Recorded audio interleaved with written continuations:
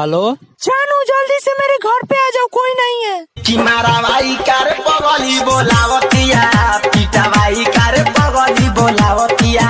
नहीं खेवे के तो साफ साफ बोल दे, हम तोरा भाई के बुला लेता नी।